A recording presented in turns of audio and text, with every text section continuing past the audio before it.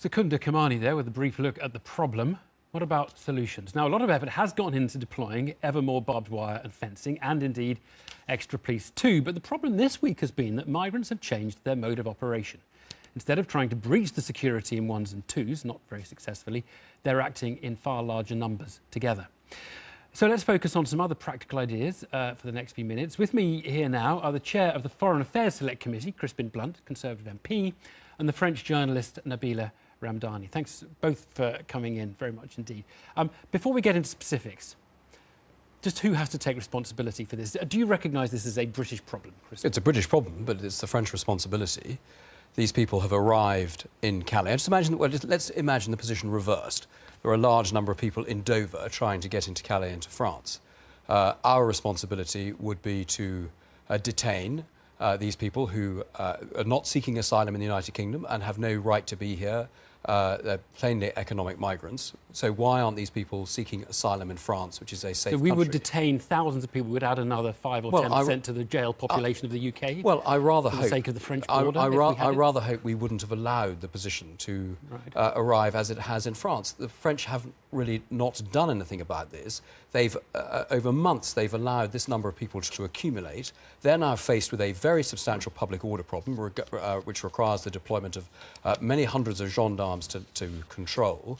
And we are now faced with thousands of people then trying on a daily basis then to get through... And we would be really good at organising a thing like this and deporting people, because we have a brilliant track record at deporting asylum seekers who've got here somehow. Well, I rather think our administration would at least have been better than the French system. We try to deport people under the law. I don't think you should...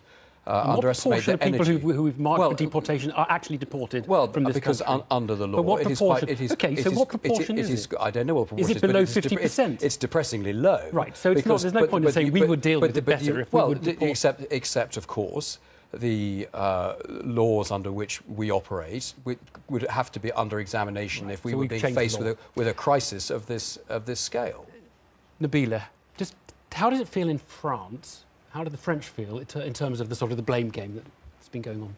Well, I think the first thing to say is that this is clearly a crisis. And, you know, we're talking about young men and women who should be in the prime of life and who are now dying because they're embarking on this hugely perilous journey across the Channel. But we know that. But so we've got to focus on who has things to do about it and who has to take responsibility. So the absolute priority is to stop people from dying, and clearly not enough is being done.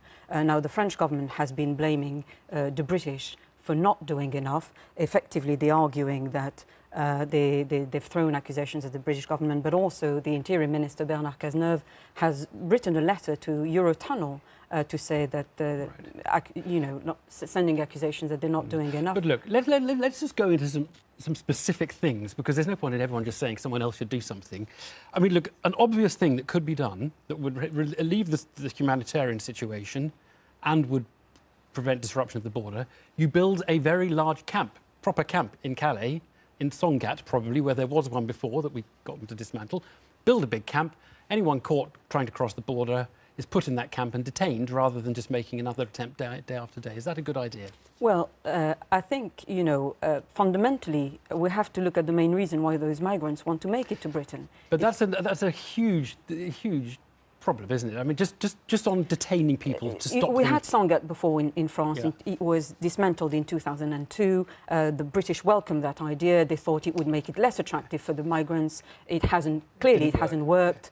And I've visited the Calais. We're talking about Calais, but there are other camps around Dunkirk and Cherbourg, actually, in the ports area. And these camps look like, settlements and big villages. Yeah. So this hasn't worked. Right. Crispin, building a big camp, rebuilding Sangatte, bigger, better, more people in it, and detention. Does that work? No, that's not the answer. The answer is that the French should avoid this problem accumulating. That means when people turn up at the border who are not down the line to Italy, doesn't it? I mean, and Greece and places like that. And we can say to them, "Do you do more?" But they've got tens of thousands of people. And we need to ask them, why are they not spending 0.7% of their gross domestic product on international development in order then to provide? If we get into an argument about overseas aid and 0.7%, we're not going to solve this problem. To wait for the Western world to put 0.7% of aid to stop and prevent wars that are then going to stop the flow of migrants. We're going to be 2,300 before that solves, aren't we?